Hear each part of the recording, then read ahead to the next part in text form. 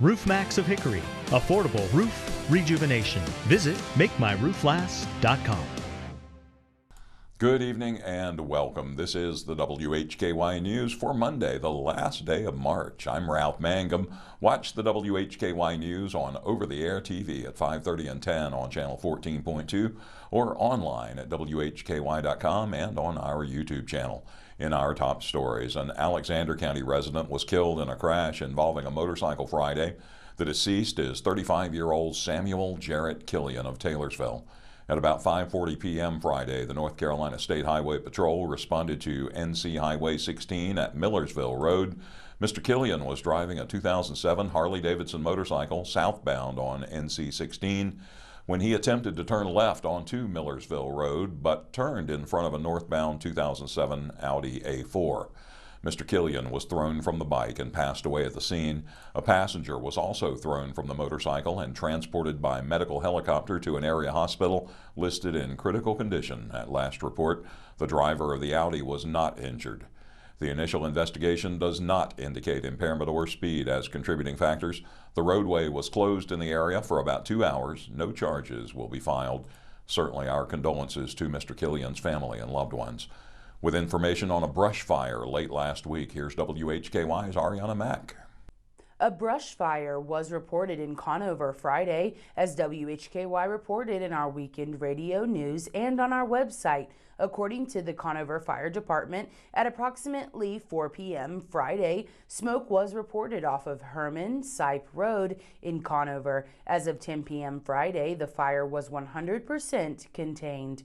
Conover Fire and Catawba County Emergency Services continued to monitor throughout the early morning hours Saturday, March 29th. Authorities reported no injuries to individuals or damage to any structures. Responding agencies included the Conover, Hickory, Newton, Longview, St. Stephen's, Mountain View, Oxford, Maiden, Bethlehem, Eichard, Union, and Bandy's fire departments, along with Catawba County EMS, Catawba County Emergency Management, and the Catawba County Fire Marshal. Maiden Rescue provided medical coverage for Conover throughout the duration of the event. I'm Arianna Mack for WHKY. Thank you, Arianna. Crews from Chesterfield Fire and Rescue responded to Pax Hill Road in Burke County following an incident Saturday afternoon. An electrical hazard occurred when a debris removal truck became tangled in low-hanging phone wires. The truck pulled down the lines and 2 separate power poles. As of Saturday afternoon, crews were working to restore service in the area. The District Attorney visited the WHKY studios and discussed the resolution of a recent triple murder case with Rob Eastwood. Joining us this evening on WHKY News, as he does each month, is District Attorney Scott Reilly, and he gives us an update on what's going on in the 36th Prosecutorial District. Good to see you as always, and thank you. We're going to start off with a fairly high-profile case. This was a case that was a triple murder and had a very young key witness as well. Right. Unfortunately, the high-profile ones are usually the saddest, and this was the saddest case I've seen in a very, very long time. Isaac Christianberry pled guilty to 3 counts of first-degree murder on February the 19th.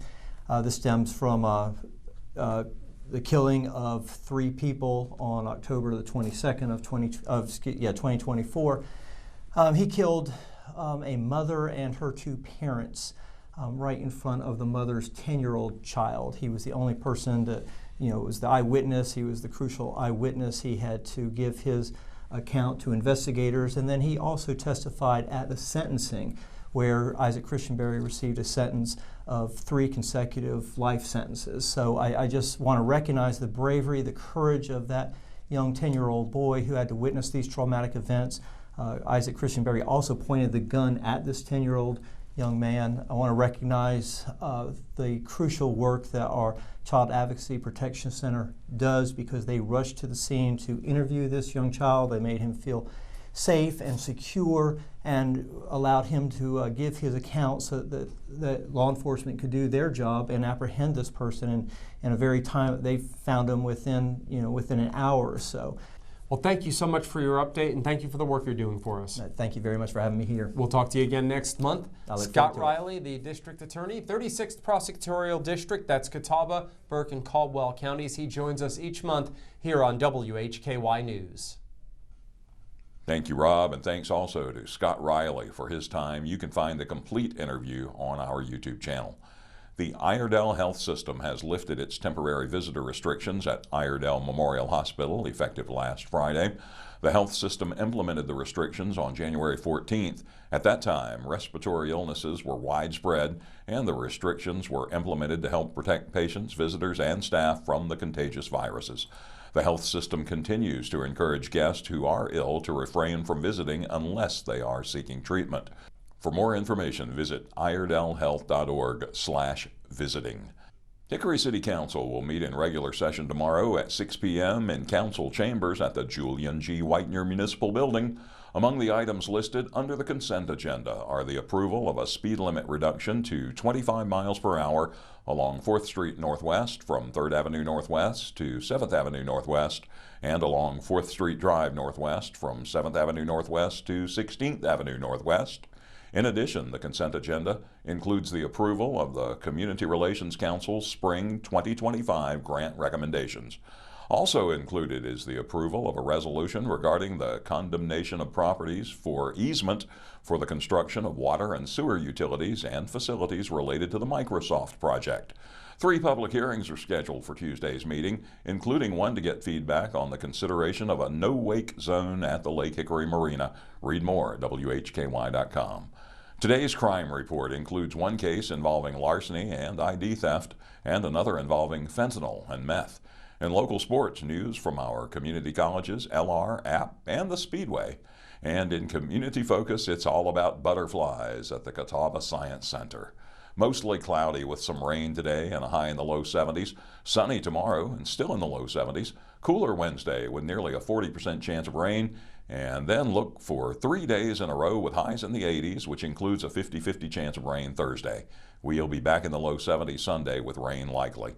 Look for the latest weather forecast at WHKY.com. I'm Ralph Mangum. You are watching the WHKY News.